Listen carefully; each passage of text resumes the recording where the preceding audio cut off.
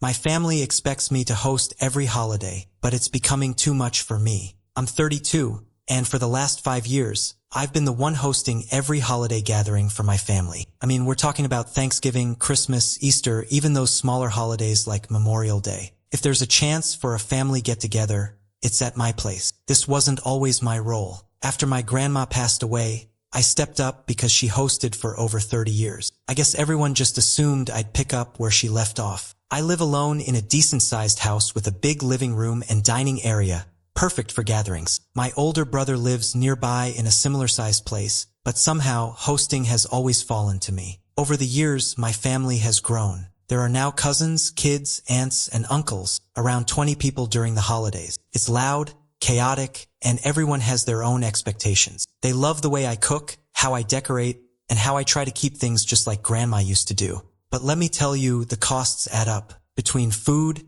drinks, decorations, and activities for the kids, it's all on my shoulders. Last year, I realized I spent enough on holidays to take a nice vacation, something I hadn't done in years. So, last Thanksgiving, I finally mustered the courage to ask for a little help. I suggested everyone pitch in for food or bring a side dish. Instead of support, I was met with silence and jokes, and I ended up footing the bill as usual. That was my breaking point. I was running around making sure everything was perfect while everyone else relaxed. By the end of the night, I was stuck doing the dishes while my family left without a second thought. I realized how little I enjoyed these holidays. For them, it was a time to unwind, but for me, it felt like a full-time job. Each time I mentioned not hosting, my mom brushed it off, saying things like, "But you're so good at it," or "It wouldn't be the same anywhere else." I felt stuck. Finally, I decided I needed a change. I invited my parents and brother over for brunch to discuss the holidays. The mood was light, but as soon as I brought up my feelings about hosting,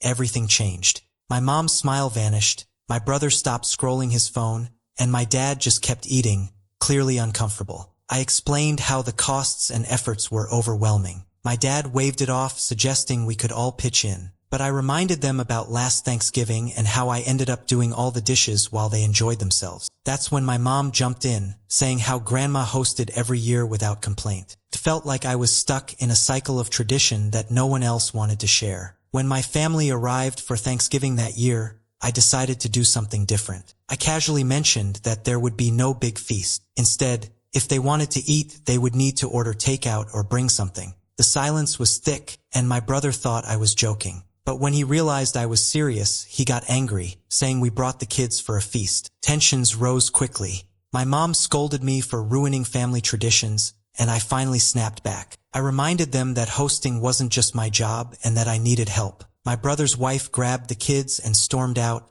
and my brother followed, leaving me with my parents. My mom looked at me in disbelief, and my dad added that if I didn't want to be part of the family, I should just say so. But here's the truth. It wasn't about not wanting to be part of the family. It was about putting myself first for once. They left, and I felt a strange sense of relief wash over me. The days that followed were eerily quiet. No calls, no text. They were waiting for me to apologize and take on the hosting role again, but I wasn't going back. Christmas came, and for the first time in years, I had no obligations. I spent the holiday alone, enjoying a simple dinner and a movie marathon. It was peaceful, and I felt free. A few months later, I heard that my brother attempted to host Easter, but it didn't go well. Guests showed up unprepared, and food ran out early. He learned the hard way what it felt like to shoulder everything alone. My mom even blamed me for the family's decline, but I stood my ground. If they wanted to keep traditions alive, they had to do it without me. I finally chose to live for myself, and despite their anger,